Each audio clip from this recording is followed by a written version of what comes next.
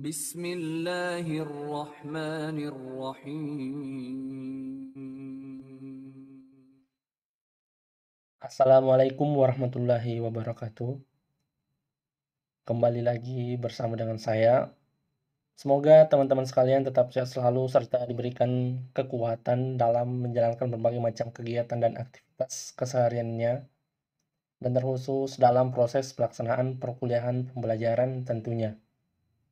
Pada kesempatan ini kita akan mempelajari salah satu materi ya atau topik yang begitu penting terkait dalam undang-undang dan etika farmasi. Nah, topiknya itu adalah pelayanan narkotika dan psikotropika. Tentunya kita ketahui bahwa produk-produk ini, narkotika dan psikotropika ini merupakan suatu bahan farmasis yang sampai sekarang ini banyak disalahgunakan. Kita melihat bahwa di media-media, misalnya di media televisi, di mana banyak berbagai macam figur, baik itu public figure maupun dari pemerintah sendiri, bahkan dari pihak institusi yang melakukan penyelidikan ya, yang memang benar-benar bertugas untuk mengendalikan hal ini, malah dia sendiri yang melakukan hal ini. Kemarin kita melihat ya bahwa ada seorang perwira gitu kan di salah satu instansi bersama dengan anak buahnya rame-rame melakukan hal-hal ya yang menyangkut terkait bahan-bahan farmasi ini, artinya mereka menyalahgunakannya ya di hotel. Oke, untuk lebih jelasnya kenapa sih narkotika dan psikotropika itu begitu diberikan suatu perhatian khusus atau pengawasan dari pemerintah, sehingga kemudian dikeluarkan undang-undang atau peraturan-peraturannya yang mengaturnya. Oke, langsung saja kita ke slide selanjutnya. Untuk pendahuluannya atau pengantarnya adalah kita ketahui bahwa narkotika dan psikotropika itu telah diatur dalam Undang-Undang Nomor 35 Tahun 2009 ya tentang narkotika. Sedangkan untuk psikotropika itu telah diatur di dalam Undang-Undang Nomor 5 Tahun 97. Artinya teman-teman bisa mungkin yang melihat ada perbedaan tahun ya yang begitu jauh jaraknya, di mana narkotika itu undang-undang terakhirnya dikeluarkan tahun 2009, sedangkan psikotropika itu terakhir dikeluarkan di tahun 97. Artinya kenapa narkotika ini ya, perbekalan farmasi yang masuk dalam narkotika ini benar-benar terjadi hal-hal yang memang perlu dilakukan suatu revisi pembaruan terkait undang-undang yang mengaturnya. Makanya undang-undang terakhirnya itu di tahun 2009. Selanjutnya adalah narkotika itu merupakan suatu zat atau obat ya, atau bahkan bahan obat. Ya, baik itu dari tanaman atau bukan tanaman, bahkan dari sintesis maupun semi-sintesis yang memiliki efek dapat menyebabkan penurunan atau perubahan kesadaran.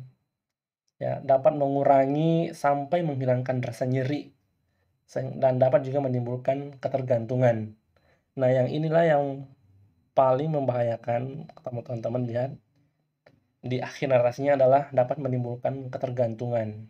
Nah, jika ketergantungan ya teman-teman pada tahu pastinya udah seperti apa orang yang sakau misalnya karena udah tergantung banget, tentunya akan melakukan berbagai macam hal, berbagai macam cara, misalnya untuk mendapatkan barang ini sehingga dia merasa lebih nyaman lagi atau memiliki suatu sensasi tentunya dalam penggunaan narkotika. Dan untuk psikotropika itu sendiri ya sama dengan narkotika, yaitu zat atau obat baik alami maupun sintesis. Tapi ini bukan narkotik ya, yang berkhasiat psikoaktif melalui pengaruh selektif pada susunan saraf dan dapat menyebabkan perubahan khas pada aktivitas mental dan perilaku. Nah, makanya itu teman-teman, orang yang menggunakan narkotika atau psikotropika itu ada ciri-ciri fisiknya kalau kita bisa melihat. Misalnya adalah dia tuh nggak nampak normal gitu. Bisa dikatakan kayak orang mabok gitu kan. Seakan-akan ya kayak linglung, cara jalannya itu nggak stabil, nggak normal, nggak miring gitu. Nah, itu ada ciri-ciri tertentu pada pengguna narkotik dan psikotropika.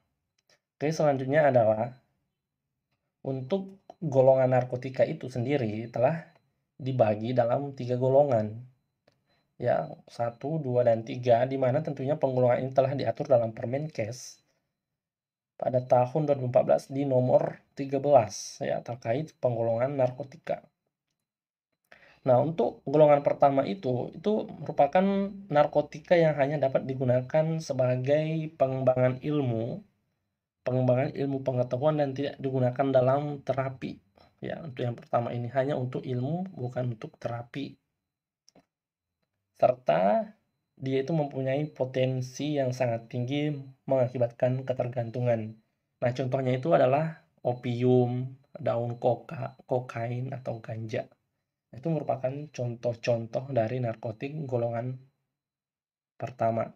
Kemudian narkotik yang golongan kedua, nah itu narkotik yang berkhasiat sebagai pengobatan ya, tentunya digunakan sebagai pilihan terakhir ya.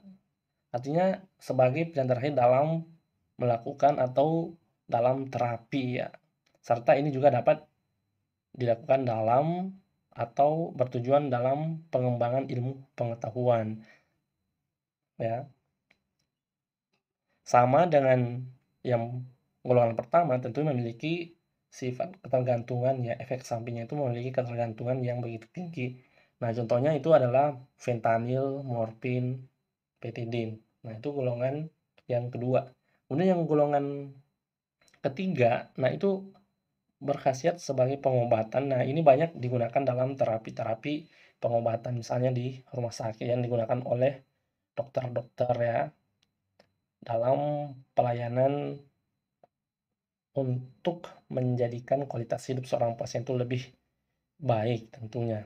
Dan pastinya juga memiliki efek ketergantungan yang ringan ya, beda dengan yang golongan 1 dan 2 yang begitu tinggi, tapi yang golongan 3 ini efek ketergantungan itu ringan, makanya digunakan dalam terapi ya, untuk pengobatan.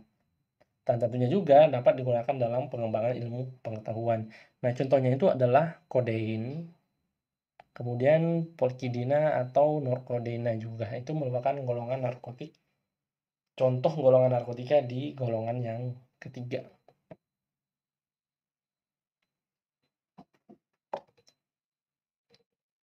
Kemudian selanjutnya, ini merupakan golongan-golongan pada psikotropika. Di sini ada 4 ya golongan. Dan tentunya penggolongan ini telah diatur dalam Undang-Undang RI Nomor 5 Tahun 97 terkait penggolongan psikotropika.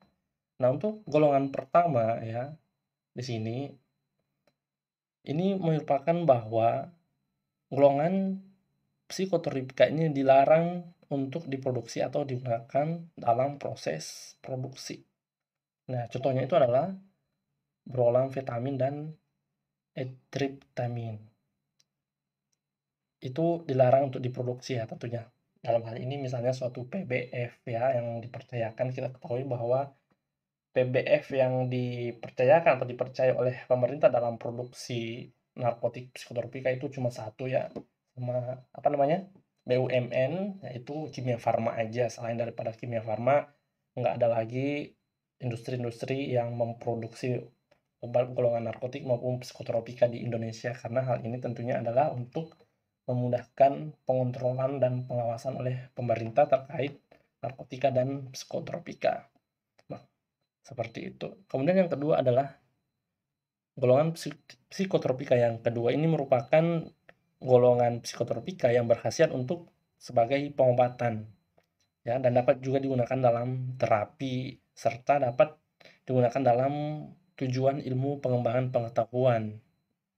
Dan tentunya golongan psikotropika itu memiliki apa namanya, efek-efek ketergantungan ya. Misalnya di golongan kedua ini adalah efek ketergantungan ya, artinya itu bisa dikatakan efek ketergantungan itu semisal sindrom ya. Jadi benar-benar tergantung gitu loh. Kemudian golongan yang ketiga ini merupakan golongan psikotropika yang berkhasiat ya untuk sebagai pengobatan juga tentunya, dan banyak digunakan dalam terapi ya, bisa juga digunakan dalam hal tujuan pengembangan ilmu pengetahuan ya. Dan tentunya ini memiliki potensi yang lebih sedang ya, yang dapat menyebabkan sindrom ketergantungan. Beda dibandingkan pada golongan kedua ya. Kita ketahui bahwa amfetamin itu ya nama kerennya ya kalau teman-teman tahu ya itu sabu-sabu gitu kan. Nah, itu contohnya yang golongan ketiga ini adalah fenobarbital dan amobarbital. Kemudian golongan keempat ya di sini adalah yang paling sering mungkin teman-teman lihat ya dalam presepan yaitu diazepam dan alprazolam. Nah, sama dengan golongan 1, 2 dan golongan 2 dan 3 ini berkhasiat untuk sebagai pengobatan ya dan ini merupakan golongan yang paling banyak digunakan dalam terapi pengobatan dan pastinya bisa juga digunakan dalam hal pengembangan ilmu pengetahuan ya. Dan beda dibandingkan dengan golongan 2 dan golongan 3 ya. Bisa dikatakan yang golongan 2 itu sindrom ketergantungannya tinggi, kemudian golongan 3 itu sifatnya sedang ya. Dan yang golongan keempat ini sangat-sangat ringan potensi terjadinya sindrom ketergantungan. Seperti itu, teman-teman.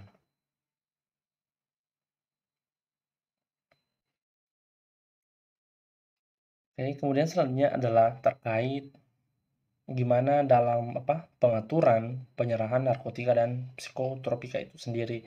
Dan itu telah diatur dalam Undang-Undang Nomor 35 Tahun 2009 dalam pasal 43 bahwa yang mana siapa aja gitu, instansi apa aja yang dapat menyerahkan narkotika dan psikotropika tentunya. Nah, di sini teman-teman bisa melihat ya ada dua bagian di sini bahwa yang pertama adalah penyerahan narkotika dan psikotropika itu hanya dapat dilakukan oleh apotek ya. Jadi apotek itu bisa menyerahkan narkotik atau psikotropik. Selain apotek ya tentunya rumah sakit pastinya ya bisa juga dan selanjutnya adalah puskesmas, kemudian balai pengobatan atau instalasi farmasi ya klinik dan yang terakhir adalah dokter. Nah, ini merupakan instansi-instansi atau yang memiliki wewenang-wewenang dapat menyerahkan narkotika dan psikotropika ya. Kemudian yang pada bagian ini di sini teman-teman bisa melihat ya kita highlight bahwa apotek ya. Nah, apotek itu hanya dapat menyerahkan narkotik dan psikotropika kepada rumah sakit. Kemudian dapat juga menyerahkan ke puskesmas serta menyerahkan kepada sesama apotek yang misalnya ada apotek yang meminta ya atau menembus karena obat di apoteknya itu dalam hal ini narkotik dan psikotropik lagi kosong. Nah, itu bisa minta ke sesama apotek. Nah, itu sesama apotek bisa saling memberi gitu kan. Kemudian yang selanjutnya adalah balai pengobatan. Kemudian apotek juga apotek hanya dapat menyerahkan yaitu kepada dokter dan juga dapat diserahkan ke pasien. Nah, perlu teman-teman ketahui bahwa dari keseluruhan aturan-aturan ini ya, yang telah diatur dalam Undang-Undang 35 Tahun 2009 pada pasal 43 bahwa rumah sakit, apotek, pusat kesehatan masyarakat ya atau balai pengobatan itu hanya dapat menyerahkan narkotika atau psiko kepada pasien berdasarkan dengan resep dokter. Jadi perlu digarisbawahi ya dalam penyerahan ke pasien ini itu hanya dapat dilakukan jika ada resep dokter ya dari dokter dan tentunya resep itu enggak semerta-merta hanya resep itu kan itu harus di screening dulu benar-benar resepnya apakah itu resep palsu ya atau memang benar-benar resep asli karena kita ketahui bahwa banyak oknum-oknum yang datang ke apotek itu membawa resep palsu yang berisikan permintaan narkotika ya golongan-golongan narkotik atau psikotropika makanya seorang farmasis itu benar-benar harus memiliki kemampuan atau skill dalam screening resep ya. Selain itu bisa juga melihat kepada si penembusnya atau orang yang membawa resep itu. Nah, misalnya ada tanda-tanda sebagai pengguna seperti yang telah disebutkan di awal video pembelajaran tadi. Nah, itu bisa segera diantisipasi tentunya. Seperti itu. Nah, inilah merupakan ya terkait aturan atau regulasi siapa aja yang bisa melakukan penyerahan narkotika dan psikotropika. Nah, tadi di sini adalah terkait penyerahan pada pasien itu harus ada resep tentunya dari dokter.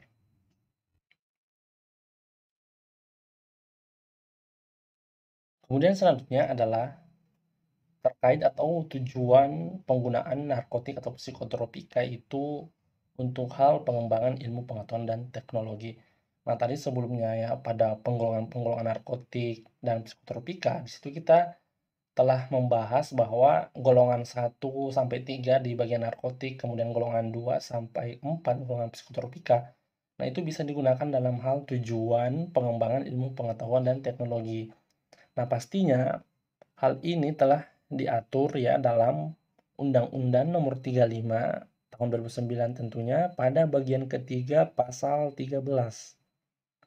Di situ mengatakan bahwa lembaga ilmu pengetahuan, apakah itu lembaga pendidikan ataupun itu adalah penelitian dan pengembangan yang merupakan lembaga-lembaga yang dinaungi oleh pemerintah, bisa juga dinaungi atau dibawahi oleh swasta. Nah, itu bisa memperoleh ya, dapat juga menanam atau menyimpan bahkan menggunakan narkotika untuk kepentingan ilmu pengetahuan dan teknologi tentunya. Tetapi perlu digarisbawahi bahwa hal-hal tersebut di atas harus mendapatkan izin dari menteri. Nah, izin menteri ini adalah tentunya pada Menteri Kesehatan. Jika nggak ada izin, nah hal-hal ini nggak bisa dilakukan. Artinya pada pasal ini ya nggak bisa dikatakan mungkin tidak bisa direalisasikan ya dalam hal untuk pengembangan ilmu pengetahuan dan teknologi.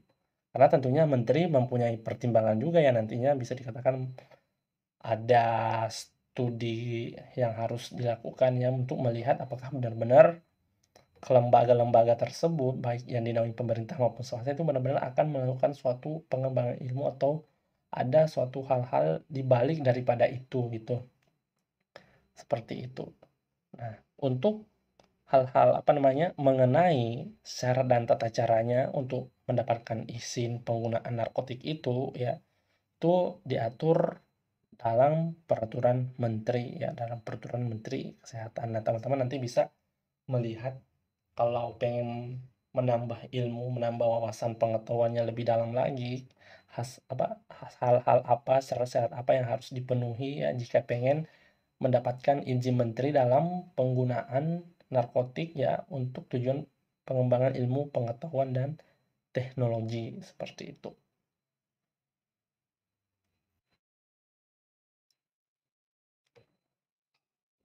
Kemudian selanjutnya adalah terkait penyerahannya narkotik itu ya atau psikotropik oleh dokter. Nah, memang itu telah diatur juga dalam Undang-Undang Nomor 35 Tahun 2009 Pasal 43. Nah, di situ ada poin-poinnya misalnya atau di ayat pertama menjelaskan bahwa narkotik itu bisa diserahkan oleh seorang dokter yang mana dokter itu menjalankan suatu praktek tentunya ya. Dan tentunya dalam penyerahan narkotika itu bukan dalam bentuk oral ya misalnya, dan harus dalam bentuk injeksi atau dalam bentuk intravena.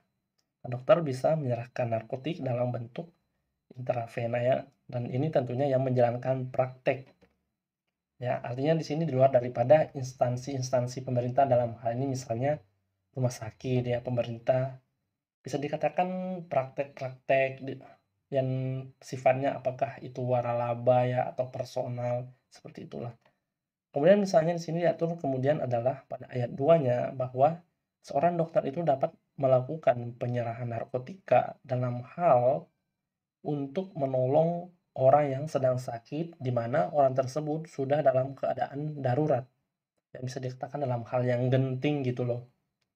Atau udah mungkin ini udah benar-benar butuh narkotik ya kalau enggak bisa berakibat fatal ya endpointnya ya mungkin meninggal maka itu seorang dokter dapat menyerahkan narkotik kepadanya dan tentunya dalam bentuk intravena ya atau dalam bentuk injeksi. Selain itu ya di ayat ketiganya ya teman-teman bisa melihat bahwa dapat juga diserahkan narkotik tersebut oleh dokter jika seorang dokter itu menjalankan tugas di daerah terpencil yang nggak ada apoteknya. Misalnya suatu daerah ya, mungkin kita lihat bersama bahwa banyak daerah-daerah di Indonesia ini ya, dari Sabang sampai Merauke sana, yang memang untuk penunjang fasilitas kesehatannya itu masih dikatakan minim atau bahkan masih bisa dikatakan dalam hal nihil gitu kan. Makanya pemerintah itu menggalakkan suatu program pemerintah yang mana di situ tenaga-tenaga kesehatan ya, dalam hal ini ada beberapa profesi ya. Artinya lintas disiplin ilmu itu program tersebut memberikan suatu pelayanan ya kepada masyarakat. Itu merupakan tujuannya dalam hal pelayanan kesehatan. Nah, tentunya hal ini merupakan suatu program yang sangat bermanfaat kepada masyarakat-masyarakat yang masih bisa dikatakan berada di daerah terpencil. Nah, pada saat di daerah-daerah tersebut misalnya ada yang memang betul-betul harus menggunakan suatu narkotika ya, bisa dikatakan dalam keadaan darurat. Nah, seorang dokter itu bisa menyerahkan ke pasien tersebut karena pada daerah tersebut nggak ada apotek ya. Kita ketahui bersama ya, apotek itu tentunya nggak asal dibangun, asal berdiri juga gitu kan. Tentu dilakukan dulu studi kelayakan gitu kan. Nah, studi kelayakan itu ada berbagai macam faktor yang dipertimbangkan ya untuk mendirikan suatu apotek. Nah, salah satunya adalah masalah demografi seperti itu. Nah, itu harus dipertimbangkan apalagi kalau di daerah terpencil mungkin ya orang studi kelayakannya itu bisa dikatakan ya teman-teman tahu sendirilah. Kemudian selanjutnya adalah pelayanan resep narkotika. Teman-teman bisa melihat di sini bahwa dalam pelayanan resep yang berisi sediaan narkotika, nah yang pertama adalah resep tersebut bisa dilayani ya, di mana resep itu merupakan resep asli yang mungkin telah dilayani sebagian atau belum dilayani sama sekali. Nah, itu bisa dilakukan pelayanan dalam artian kita memberikan obat ya yang berada di resep tersebut ya, dalam hal ini adalah narkotika. Kemudian yang selanjutnya adalah apotek itu boleh membuat kopi resep atau salinan resep. Tentunya ada syaratnya ya, bahwa kopi resep tersebut hanya boleh dilayani di apotek yang menyimpan resep aslinya gitu. Nah, maksudnya gini, misalnya ini ada apotek A, apotek B, dan apotek A dan apotek B lah. Kemudian ada pasien yang pengen nebus resepnya yang berisikan sediaan narkotika di apotek A. Dan si pasien ini cuma nebusnya sebagian di apotek A. Misalnya di situ minta golongan narkotika ya, atau psikotropika, atau kodein lah, di situ 10 tablet lah. Nah, si pasien ini menebusnya di apotek A cuma 5 tablet dulu, gitu kan. Nah, kemudian apotek ini bisa membuat kopi resep gitu, tentunya ya. Dan tentunya resepnya itu bisa telah disimpan di sana. Nah, ketika si pasien ini diberikan kopi resepnya itu ketika mau menebus di apotek B, nah itu nggak bisa karena resep aslinya ada di apotek A. Makanya si pasien itu harus menebusnya di apotek A seperti itu. Nah, itulah merupakan syarat yang ya seperti yang dikatakan tadi pada poin kedua, syarat pada pelayanan kopi resep yang atau salinan resep yang berisi sediaan-sediaan narkotika.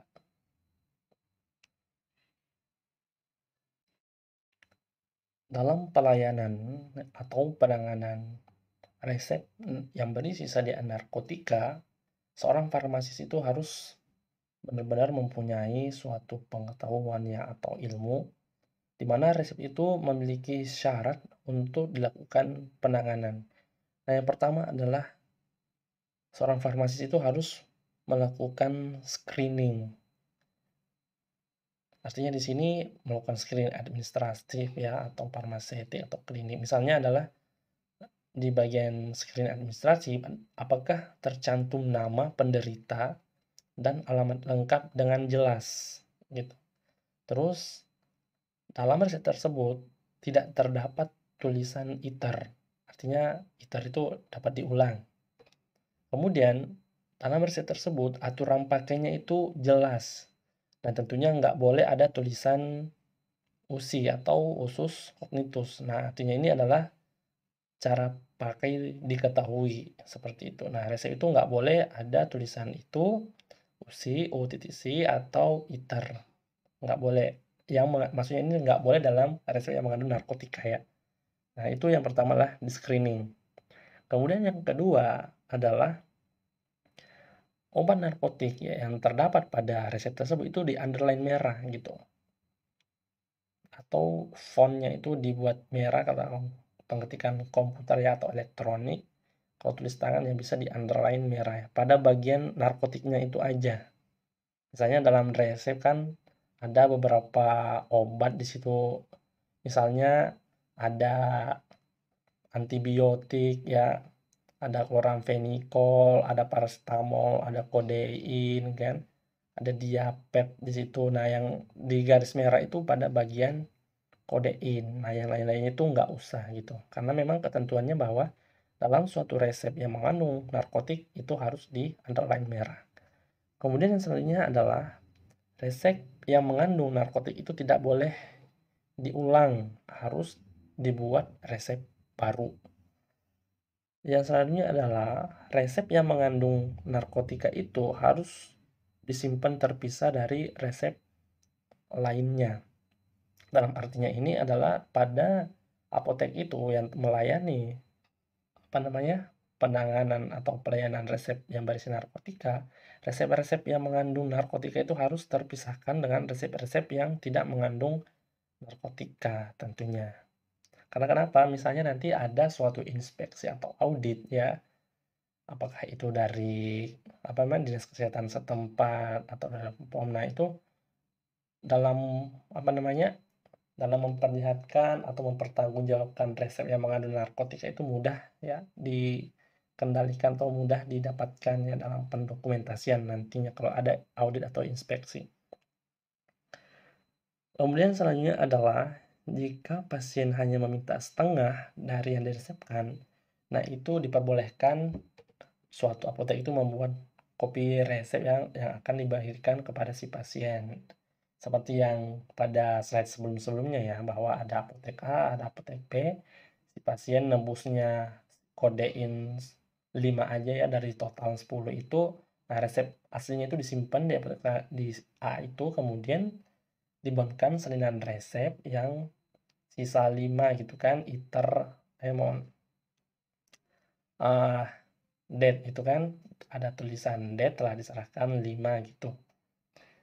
Nah, jika pengen nebus yang 5-nya lagi, nah itu harus ke apotek A, bukan ke apotek B, C, dan D, dan selainnya ya, itu nggak boleh. Makanya di sini diatur bahwa itu diperbolehkan dibuatkan kopi resep. Nah, artinya resep aslinya disimpan gitu. Kemudian selanjutnya adalah jika pasien itu sedang berada di luar kota ya.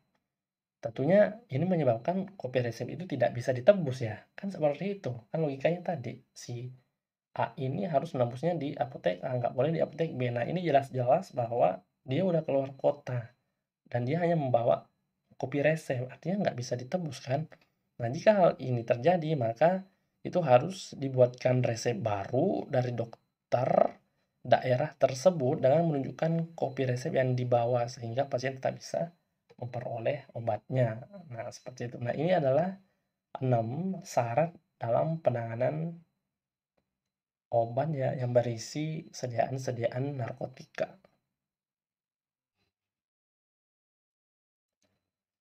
Kemudian selanjutnya di sini ada untuk pelayanan psikotropika ya. Nah, yang pertama di screening dulu ya sama pada sediaan narkotik.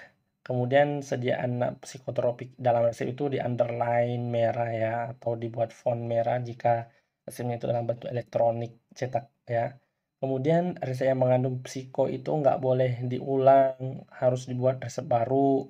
Dan selanjutnya adalah resep yang mengandung psiko itu harus disimpan terpisah dari resep lain, sama ya dengan narkotik. Kemudian yang selanjutnya adalah jika pasien meminta setengah yang diresepin, maka diperbolehkan dibuat kopi resep atau salinan resep bagi pasien tersebut. Ketentuannya sama ya, jika berada di luar kota pengen nebus ya artinya telah ditebus setengah, pengen nebus setengah di luar kota. Nah, sama seperti yang di narkotika tadi bahwa diluluskan resep baru oleh dokter di wilayah tersebut dengan menunjukkan kopi resep tentunya. Maksudnya di sini dokter itu pasti nggak langsung ngebuatin resep baru pastinya, kan di situ kan ada tercantum administratif pada screen administrasi ya, dalam hal ini adalah nomor telepon apotek. Nah, itu bisa saling komunikasi dulu. Apakah benar untuk memastikan atau enggak. Kalau benar memang ini untuk terapi pengobatan, dokter itu bisa membuatkan resep. Kalau enggak dilayanin gitu.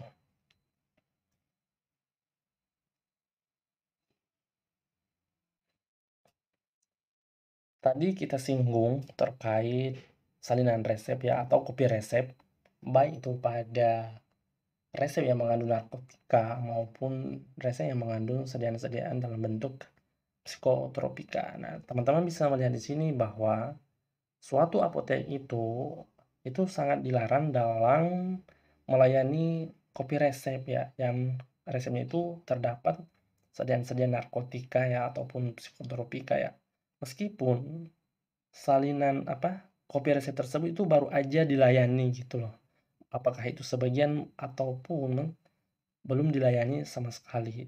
Artinya gini, maksudnya adalah si pasien ini membawa kopi resep ya, bukan resep asli dari dokter, cuman kopi resep membawa ke apotek B. Nah, apotek B ini nggak boleh melayani karena itu merupakan kopi resep. Apakah di situ telah dilayani sebagian ataupun enggak, belum sama sekali dilayani, itu apotek itu nggak boleh melayani karena itu merupakan kopi resep. Nah, terus apotek mana yang harus melayani ya? Apotek yang menerima resep aslinya. Nah, itu boleh baru melayani seperti itu ya. Itu maksudnya dalam pelayanan narkotik yang sifatnya kopi resep atau salinan resep. Hal ini tentunya dilakukan untuk pencegahan ya kemungkinan-kemungkinan atau hal-hal yang berpotensi terjadinya penyalahgunaan salinan-salinan resep atau belangko-belangko salinan resep. Seperti itu. Nah, misalnya tadi kita juga menyinggung pasien yang memiliki terapi penggunaan narkotik dan psikotropika yang kemudian keluar kota atau keluar provinsi yang dimana resepnya itu telah ditebus di provinsi sebelumnya. Nah, itu tuh harus mendapat persetujuan dari dokter ya. Telah dijelaskan tadi seperti apa mekanismenya, itu tetap mendapatkan narkotik atau psikotropika ini di wilayah atau provinsi di luar daripada dia melakukan penebusan resep awal gitu maksudnya. Seperti itu ya teman-teman. Nah, ini merupakan ciri-ciri resep yang sifatnya palsu ya, baik itu resep narkotika maupun psikotropika ya. Ciri-ciri yang pertama itu teman-teman ini benar-benar harus diperhatikan ya. Nanti kalau misalnya teman-teman udah terjun di dunia kerja, misalnya di apotek, ya ini dikhususkan apotek ya, lebih dikhususkan. Nah, kalau misalnya di rumah sakit atau instansi farmasi dan lainnya itu bisa juga diterapin. Nah, yang pertama adalah penebus resep itu terlihat ragu-ragu gitu kan ketika melakukan penyerahan resep. Nah, mungkin teman-teman udah pada tahu ya yang mana benar orang yang ragu-ragu gitu kan, mana orang yang nggak ragu. Nah, kalau ragu-ragu tuh tampak dari gerak-geriknya seperti apa. Nah, kemudian dalam resepnya itu ada narkotik atau psikotropika. Nah, itu bisa dicurigai gitu kan, jangan langsung melayani gitu. Kemudian yang selanjutnya adalah penebus resep itu menunjukkan ciri-ciri pengguna sebagai pengguna narkoba gitu. Nah, misalnya dia itu beraroma alkohol gitu. Kemudian matanya merah. Terus pandangannya itu nggak fokus gitu. Artinya pandangan matanya itu kemana-mana gitu. Itu kan merupakan salah satu ciri-ciri pengguna obat-obat terlarang, dalam hal inilah narkoba. Terus yang selanjutnya adalah penyakit yang diderita itu tidak sesuai dengan indikasi obat. Seperti itu. Misalnya kan ada pasien yang datang terus ditanyain, "Bapak sakit apa ya?" atau "Ibu sakit apa?" Nah, misalnya saya sakit ini, ya kan? Misalnya saya sakit kepala gitu. Kemudian ternyata di resepnya itu ada bentuk kodein. Nah, itu kan salah satu indikasi kodein untuk pereda pereda batuk gitu kan. Nah, kan dia sakit kepala. Nah, ini artinya penyakit yang diderita dan indikasi obat yang pada saat itu berbeda. Nah, bisa dikatakan ini merupakan oknum, ya. Kemudian selanjutnya adalah obat dalam resep itu nggak rasional, artinya jumlahnya yang sangat banyak. Misalnya dalam resep itu tercantum permintaan alprazolam yang golongan psikotropika, jumlahnya itu begitu banyak, misalnya 30 tablet atau 50 tablet. Nah, itu kan nggak rasional. Nah, ini merupakan resep-resep yang memang resep resep palsu gitu ya. Nah, ini harus teman-teman perhatikan. Ini banyak dilakukan oleh oknum-oknum yang nggak bertanggung jawab tentunya ya. Ya, orang-orang pengguna narkotik dan psikotropika lah yang melakukan hal-hal ini.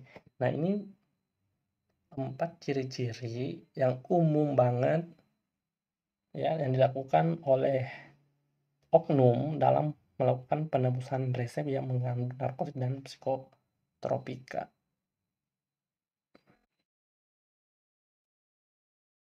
Nah, ini merupakan contoh resep ya yang mengandung sediaan narkotika.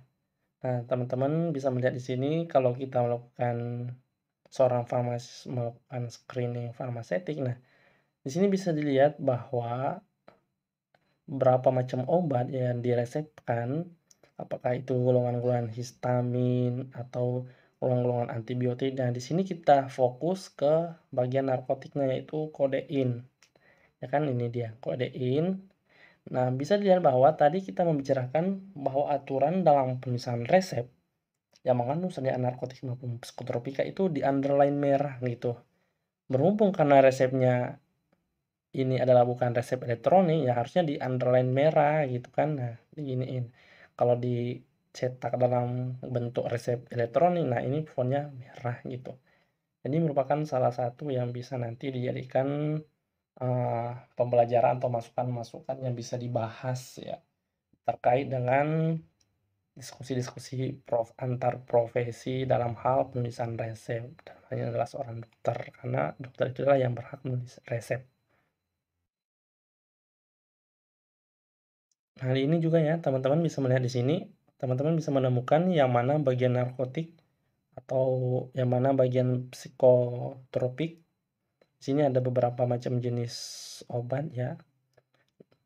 Kalau teman-teman perhatikan di sini adalah menggunakan resep yang diresepkan oleh dokter itu menggunakan golongan-golongan psikotropik yang merupakan obat bermerek. Nah, ini teman-teman bisa melihat yang pertama ini ya, yaitu Cipras itu.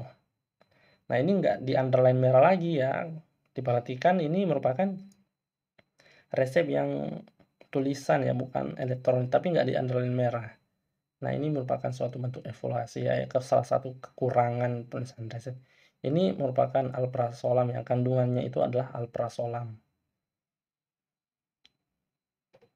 Nah, kemudian selanjutnya ini ya sama di resep yang sebelumnya tadi, narkotik golongan psikotropika ya Cipras itu juga. Nah, ini nggak di underline merah ya, seperti itu.